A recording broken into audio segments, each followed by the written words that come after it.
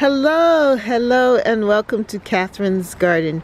Well, I went to Lowe's and I picked up some more bulbs. They just happened to have a few bags of these daffodils trumpet mix there. I was going to leave them because the bulbs seemed kind of small to me, but I decided to pick them up because what I would like to do is to add some more bulbs to the back border. I really want that full flush look, and it didn't feel like if I had enough back there. And so I decided to pick these up. Now 35 bulbs are not a lot of bulbs in my yard because the garden is fairly big and just doesn't seem like it's going to be enough, but I'm hoping that it will be. So let's go back there and plant some bulbs. But in the meantime, it's just a really beautiful day here in the garden. It's around I think 2:30 or so the time, and the sun is shining today, and it's a mild October autumn day. And so I just feel like I should be out here while I can and just enjoy the garden. So the area that I'm talking about is back there. I have like a row of daffodils already planted for the last 3 years now. I've been planting daffodils there and adding bulbs each year, and sometimes they return and sometimes they don't.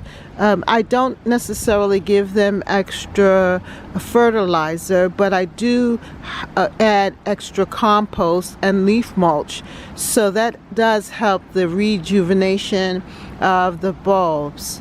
But I think that adding fresh bulbs each year really does help. So I'm going to be headed down here in this section and just add some more right there, so that when I'm standing where I am right now on the deck and looking over, I can see the beautiful yellow flowers of the daffodils. And then this particular mix is not just yellow, but other varieties as well. And that's pretty good because some might actually come a little more earlier than others. Instead of just being mid-spring, I might even get a few early blossoms as well. And that's going to encourage me and let me know that spring is here. Now just check out my dahlias. I have to do this. Yes, I do. They're opening up even more fuller, and it is making me very, very happy. I am smiling. If you could see my face. Aren't they pretty? Yeah, so let me not be distracted. And I also want to show you this as well. Since we're here, these are my begonias.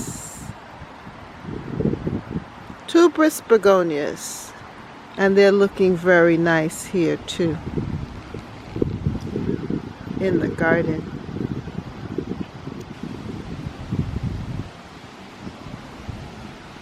And the roses.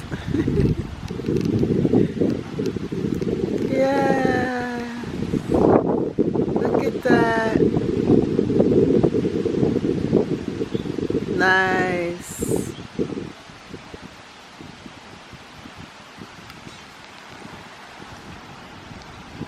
So let's get busy and head on down there. Now these daffodil bulbs, as I said, appear to be a little small, but yet the nutrients, the food is in the bulb.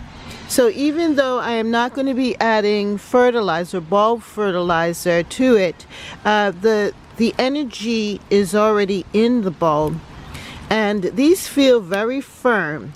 So when you plant the bulb, you plant it like 6 feet, down in the dirt, and then you see where the roots are right here. the roots go down, and the pointed top, this part here, is up in the ground. And that's how you plant it.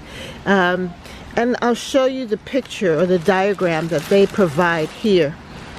As you can see here, it says 6 inches down in the ground. And you see the roots here? That's where you put the bulb, straight up. It says place bulbs in planting hole, pointed side up, covered with soil. And that's all that is required. It's that simple. It's just that you have to have the desire to want to get out there and plant. Let me also read to you some of the tips that they suggest here. Planting tips and facts. Plant this fall, September to December. After flowering season, remove and cut back foliage to promote next year's growth.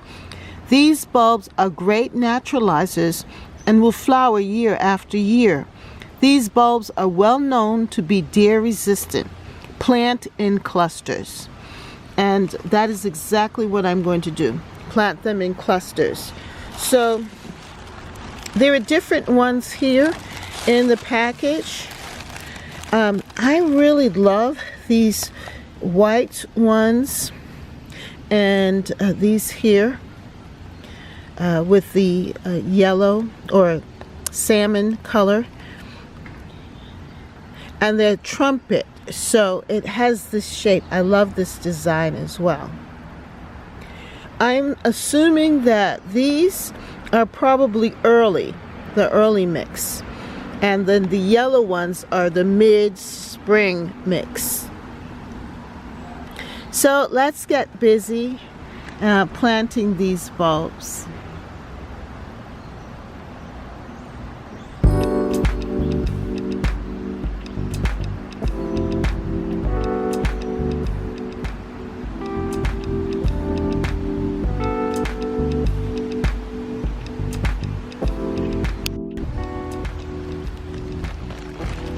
So I'm going to be just using my troll here to plant them back in this section, and I already put a lot of them here earlier, and if you just look, you will see that video with me planting the dahlias, or daffodils, sorry, back here. Now these are hydrangeas. They were beautiful earlier in early summer and during the summer season, but we had a really drought kind of weather, and it sort of was rough back here because we have a lot of trees and the tree roots, so they needed continual watering. But this is what they look like right now, the hydrangeas. And by the way, these hydrangeas that I planted right here were from cuttings, and I propagated them using root hormone, and they have grown in.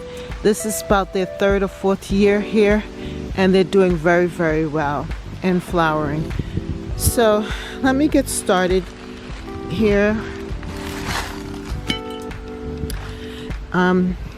I'm going to set the camera up somehow so that you can see a little bit of this. So I'm digging my hole here, and I'm using the there's one that I've already done before. That's the other thing, you have to be careful, because sometimes you find yourself just, digging in the same place. But I'm gonna put that there and just pop a couple of daffodils in and then cover it up. And I want them to be close together. They look better when they're in a cluster, a clump, versus one little lone daffodil. So you just pop it in like that, and usually just put 2 together and then cover it up. Remember that I've already had a lot of daffodils in this section already, so I'm just adding extras, a little more fillers, so that if the ones that I put in do not come up, hopefully these will. And I don't want to plant them too deep, because what I have, this one is soft, this is no good. You see that? I don't want to plant it too deep, because what I found that sometimes when they're too deep, that they take a long time to come up. So the idea is to, just plant them like the trowel length, especially these, because these are small. If they were bigger, like the other ones that I've had, then I would plant them deeper. I would use the shovel like I did before. I'm hoping that they are strong enough, but this soil is pretty good, because my husband, he regularly adds compost back here to help and aid the and even if it just topples over like that, like how you just saw, it doesn't matter, because they'll find their way up, but you just want to make it easier for them. So see, I've just come down here so far and just add some more right here.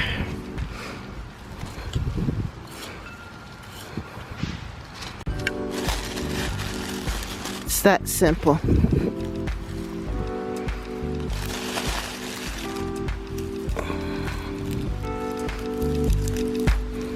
Kind of loading this little patch here. Alright, so I'm moving along. I think I want to fill this space right here with a lot, and then I'm going to call it quits, because I'm almost finished. You can see that the bag is, I'm about halfway through. It's almost empty. So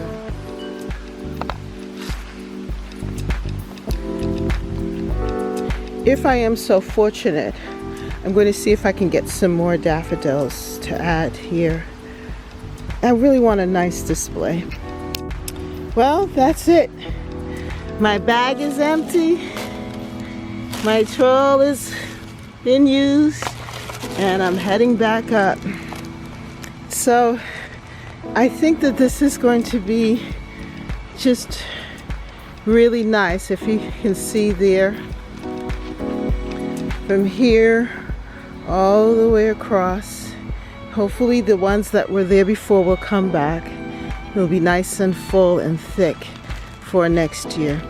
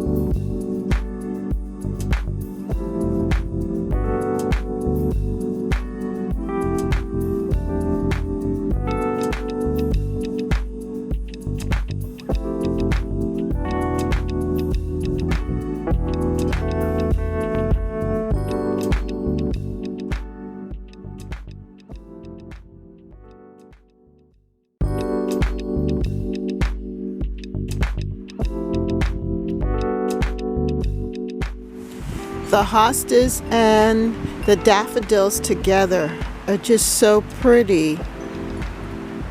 I really like how they're coming along, and this is what I saw also, that the hosta leaves would eventually come up and overtake the daffodil leaves, and that way they can really become established, and I can maintain the daffodils, because the daffodils are going to have to dry up the leaves so that they can come back next year.